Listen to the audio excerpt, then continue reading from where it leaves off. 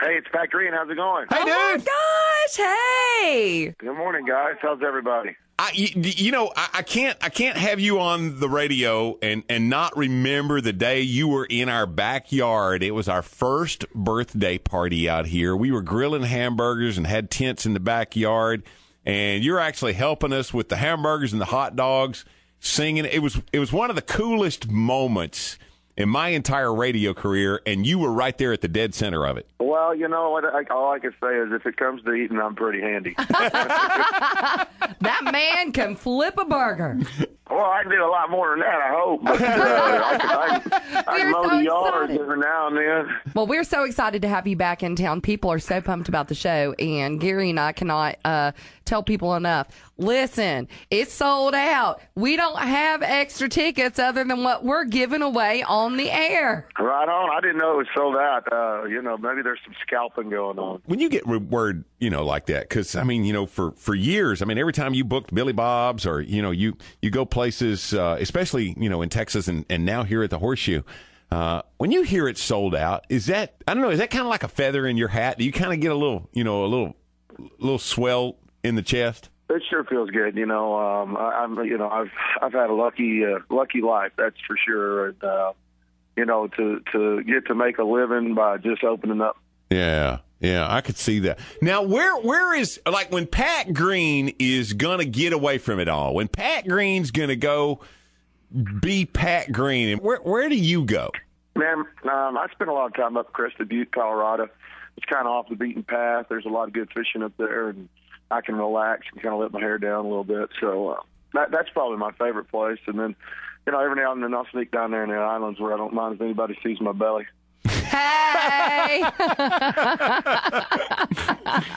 There's a huge political thing going on right now amongst what is traditional country and what's bro country and what's... Tell me about Texas country and the red dirt movement. Why hadn't that caught on more across the country? I usually just leave it to the good people out there that are, listening to and buying the music to put the label on it, I guess, is my way of thinking. As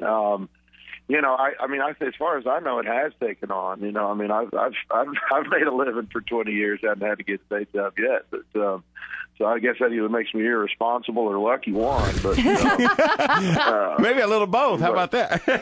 Yeah, probably something in between. But I don't know. I've had a lot of fun. I've gotten to be on some big tours. And, so I don't even know what to call it. I just call it what I get up and do in the morning. If there was one song, and Pat Green was the guy making the call, if there was one song that was going to be the anthem for all of country music, what would that be? Man, if you asking me for all the country music, man, people wouldn't like what I would say. I'd go back to Willie Nelson. It would be, I'd be listening to Angels Flying Too Close to the Ground. I don't, or something like that. But I don't know. I think that country music back when my dad was listening to it was the stuff that got me into it. So that's still the stuff that's the most special to me. Amen. When you're on stage, are you looking at one person? Are you looking at a crowd? Or are you looking at the hottie in the third row? Yeah, that's right. Listen, I ain't gonna lie to you. But I'm married to a lawyer, so I don't look very long. You and Wade Bowen and you guys, you kind of represent the rebel in all of us. Well, I don't know if that means that we have a few beers every now and then. But yeah, that's rebel. There ain't nothing wrong with it, is there? I love that. Dude, we can't wait to see you. Anything special planned? Well, we got a new record coming out in August, so I'm sure I'll be playing a few of those songs.